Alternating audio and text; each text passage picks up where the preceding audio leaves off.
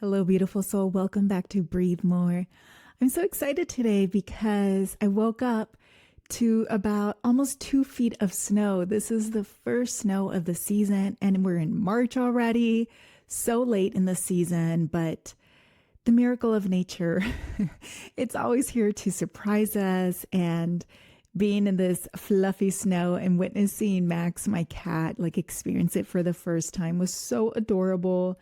I also recorded some videos for my niece and nephew, who's 5 years old and 2 years old, of me doing a snow angel. And it just encouraged me to connect with my inner child and play and have fun. And so super grateful for that little winter miracle that we're experiencing here in Idlewild. For today's episode, I wanted us to talk about burnout because this is a topic that keeps coming up both in my Dream Bigger Mastermind and with my one-on-one clients, where they have goals, they're working towards something, but one of the blocks that's keeping them from actually taking action is the fear of burning out. For some, they already feel like they're at their capacity, like they can't imagine taking on even more. They're struggling with their energy levels, they're struggling with time management.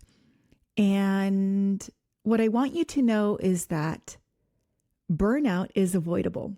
And just because you are working a lot, or there's a season in your life where it requires a lot of time and energy, does not necessarily mean that you're going to burn out. So I want us to break it down on what the difference is, what we can do to prevent burnout, what signs there are for burnout if you are experiencing that or feel like you might, and hopefully help you clear a little bit of maybe past trauma as well from any experience that you had where you did experience burnout.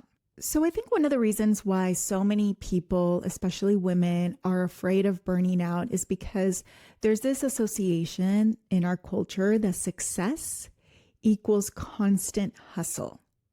We're taught that you have to work hard. And if you're not constantly working, then you're not going to achieve the success that you desire. But going after success with that mindset is not sustainable. And yeah, that is what's going to lead you to burnout. That is what's going to lead you to maybe fall short and not follow through because it's just too much. And especially if already you're running on survival mode, that just takes things to the next level, which isn't going to be sustainable. If you have been stuck in a state of chronic stress, which means that your body is constantly in the place of fighting or fleeing, and even when you try to slow down, even when you try to rest, you just can't seem to fully get a deep rest. This is something that I struggled with a lot when I was first starting my healing journey, where I recognize even in the resting, I don't feel fully rested. And that's because my nervous system, that's because my unconscious mind didn't fully feel safe. And so even in moments of rest, I was still on high alert. Now imagine being in this state for years. Well, your body is already depleted, right? And so that fear of potentially burning out is very real for you. And so if already you feel like you're running on empty, then yeah, taking on a new project or making changes in your life, that just feels too big to do. And so then a lot of times we don't do it. What if we can prevent burnout? So number one, so we don't get to that place. And so that's really going to require you to listen to your body, to pay attention to those signs. Our body is always talking to us, but we tend to just continue to push through, right? Especially women, pain. I know I see it with my mom. She's experiencing discomfort. Her body is telling her something's wrong. And then she just brushes it off oh, it's the age. Oh, we're always supposed to have pain. And I'm like, no, if there is something that doesn't feel good, that means that something is either wrong, out of alignment, or needs our attention.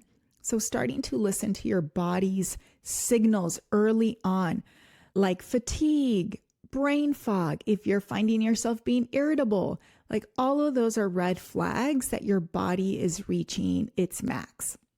And so what do we have to do with that? We have to do practices to regulate our nervous system daily, especially if you have been in a state of chronic stress. So this is going to help your body learn that you are safe and that it doesn't have to be on high alert all the time. And it's slowly starting to trust whatever tools or practices you're using to calm down, to regulate, to rest. Obviously, one of my favorite tools to use is breathwork because it's so quick. I did a whole masterclass last week on the power of our breath and how healing it can be. This was for a sound healing training. And what I was telling them was, and this is how I hold my breathwork classes, is that sometimes you can't immediately go into the active breathing because it feels unsafe to be in your body, or because feeling the sensations that breathwork is going to bring up might be too activating. So starting with gentle diaphragmatic breathing is the perfect place to start. And what I mean by that is basically you're just doing belly breaths. But doing it consistently is so important. Think about it like going to the gym. If your goal is to gain some strength, to maybe even lose weight, going or doing it just once in a while is not going to give you any results. And same with taking care of your body and your mental health and regulating yourself if you have been dysregulated. The other thing that I notice with my clients is that they really struggle with time management. So one of the first things that I have them do is basically to do a time audit, to pay attention, to write down how are they actually spending their time. A lot of times what we find when we do this is that there's a lot of numbing out, disassociating. We are distracting ourselves. I think these are also signs of your body either already being in burnout or going into, where again, you just feel so tired. You don't have any more resources to just continue going. And so you scroll on Instagram, or you spend time focusing on stuff that isn't really what you should be focusing on or that matters. You're hiding behind other things. So taking a moment to just, all right, how am I spending my time? And then is there anything that I can change with that? So that might require you setting some boundaries with social media, or it might be communicating to someone that you need support, taking care of something that you've been responsible for. Especially what I'm thinking about is like parents or people who are in relationships. Like, let's have other people help us out as well. You don't have to do everything alone. That's another thing that I find one of the culprits of people burning out is that there's this idea that I have to just do it all and I can't ask for help, because if I do, then it's going to come across as I can't handle it. And no, successful people, they have a whole team to support them with things. And so we need to create our own team as well. Even if it means using technology, like I've been telling my clients, use ChatGPT to like help you get organized. Just let's use technology. Let's use any resources and tools that we have to create structures, to create efficiency, so that you can then schedule in more free time, so that you can schedule in more rest time, because scheduling just more free time isn't necessarily going to be rejuvenating or helping you at your deeper goal. So the other layer to this is recognizing what patterns or beliefs are driving this burnout or feeling that you're about to burn out.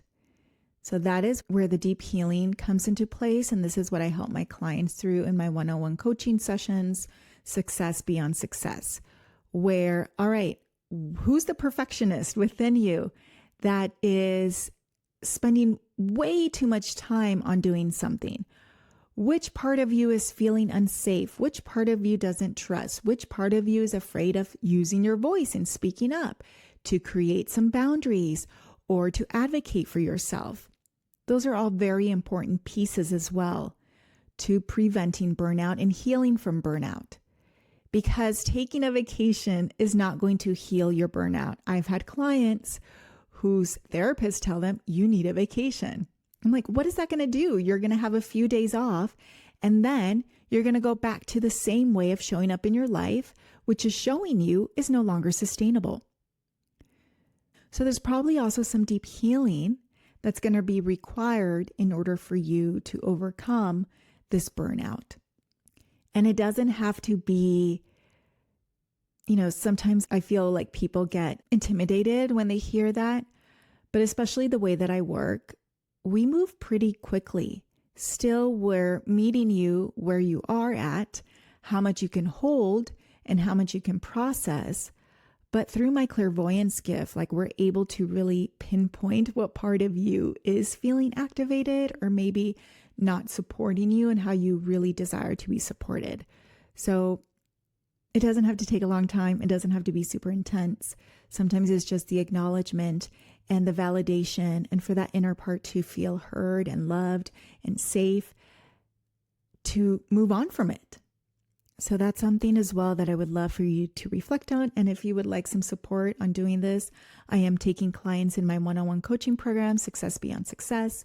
Click on the link to learn more about the program. And then also we can hop on a call where there's no pressure. I just want to learn what's going on with you. What is this burnout stemming from? And start to highlight for you and show you other ways of showing up in your life to prevent and heal from that. That is one of the things that I'm currently working on with one of my clients in Dream Bigger Mastermind, where in the past, she just took on way too much and her body physically did suffer from that, where she ended up developing some autoimmune diseases where she's still dealing with those effects of it. And so there's a lot of trauma around how she was doing life in the past and not really trusting as well her body that can handle more than what she's already doing. So with the group sessions, but also she decided to upgrade for the one-on-one healing sessions, this is the work that we're doing. And so if this is resonating with you, I really invite you to look into it, to go deeper with it so that you can finally be on the other side. All right, so we have identified signs on why or how your body might be signaling that you are burnt out. So let's say you have healed from it. Now what do we do? Well, healing from it is going to require you having new habits and changing things in your life. And that requires consistency as well. So if you aren't someone who is a self-starter, who naturally just holds yourself accountable, this is going to be challenging. And so that's why I would recommend that you work with someone like myself to have a container where Success Beyond Success is 4 months.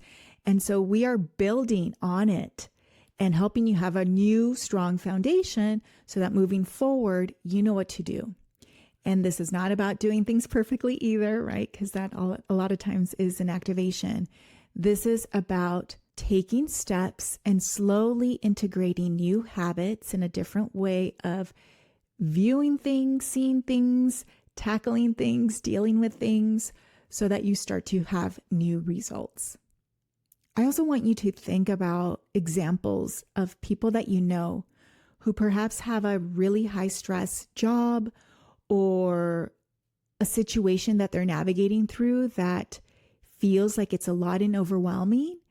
And perhaps as you view them navigating this, they don't seem affected by it. Sometimes maybe people thrive in it. So that's an example that working hard does not mean that you automatically are going to burn out. I am someone who works a lot of hours. And sometimes, depending on what season I am in my business, I work really hard. But I haven't burnt out. Yeah, I get tired and I'm feeling it. But throughout it, I am supporting my body, my energy, my mind, doing things to restore myself. Also telling myself, you're not going to open the computer for X amount of hours, go outside, take a hike, like doing things to support my body, not continuing to push through and push through. So again, that's going to require a new way of showing up, and it's going to take some time to integrate that and have that be your new normal.